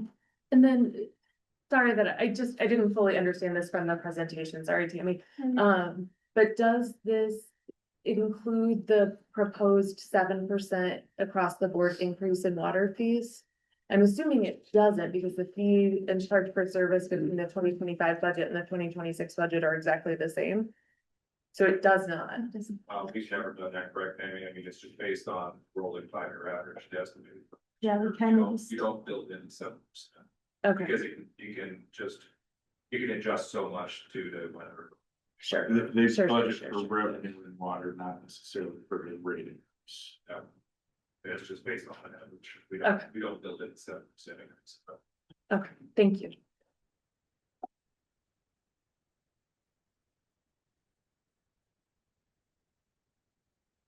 And then, I think my last water question just has to do with the Parks Department water. And I think that the hope from, at least my takeaway from the last, general government or vision committee meeting was that Parks would start to work towards the 3-year phased in. And I know, like, obviously that more detailed conversation has to happen on November 5th and then et cetera. But is that, I guess I didn't see that reflected in the Parks Department budget, and water in, sorry, page 111. Water for them, 2025 budget is 237 and 2026 budget is 265. So I'm just wondering, like, what will the impact be? I guess, A, is it accounted for? And B, if it's not, what will the impact be on the rest of the Parks Department budget? so we did look at the usage and try to calculate what that would be for the parks. We still may have to put additional in there. And we talked about increasing your departmental sale for our fees and charges for water. So that's on page 153. There's an interim parcel system. Fees and charges services. That's basically all the city wanted. We do have special rates for that. And we have a special rate code and a GL tied to it to be able to identify what we're anticipating, revenue from city passes. And then each department has those. We did change in 25, charging the buildings at the commercial rate. And so some of those changes were already put in place. And so we saw some of that change in the 25 budget. And then the additional is for the watering of the parks. We did, Teresa did provide our usage for 2024. And we calculated what we're anticipating it to cost the parks. So, Did we complete, Leo, the sprinkler head system We did do the updates at the cemetery, which is our biggest user and our. Want to say we were down in the range of 20% usage over the year. Need to Yes. double check that estimated figure for 25, because I feel like 240 is higher than what we had for that, so I'll have to, Okay, I can verify that when I get a little time in Springbrook and. See, but I think the 265 was intended to cover that transition taking place in a 3-year phase. in the phase. Okay, Yes. got it. Thank Yeah, you. year one. Awesome. Okay. Thank you. And one reason you may not be seeing such a spike, Amy, in that is because of, those water saving, The rainbirds, the yeah, bird stuff, so, all of that's kind of playing in. which is amazing. Like what a great investment if that has saved us 20%. And, as council approved a couple of meetings ago with the master plan of the cemetery, there's some additional things that you're gonna be looking at for conservation.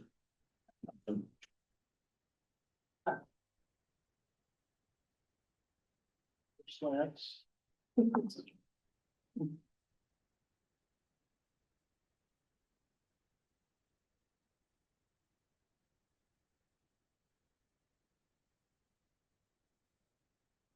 mean, I have many more questions, but it's 7:10. I don't mean to keep everybody here.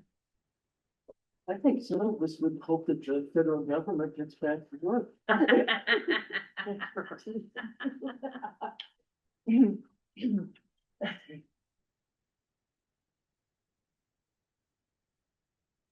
Your council. With the exception of Amy, are there other questions? I have none.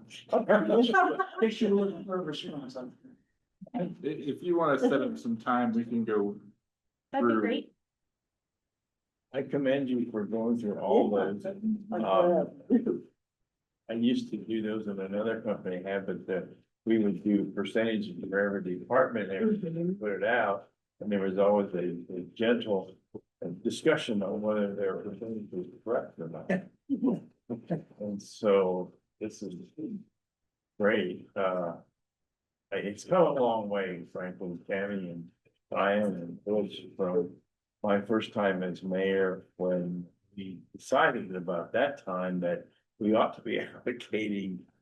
If the water person did something for the parks, they should split that salary.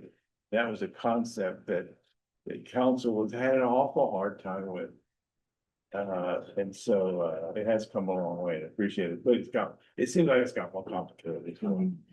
And so. Anybody else? We would need a motion tonight to continue the budget hearing to November. No, so November 17th. I would like to make a motion to continue the budget hearing to November 17th. Mayor. Second, making discussion on motion. Would you call the roll, please? Councilmember Maloney, Aye. Councilmember Schmisher. Aye. Councilmember Stein, Aye. Member Worthington, Aye. Mayor Pro Tem Hamilton. Well, thank you all, that was great.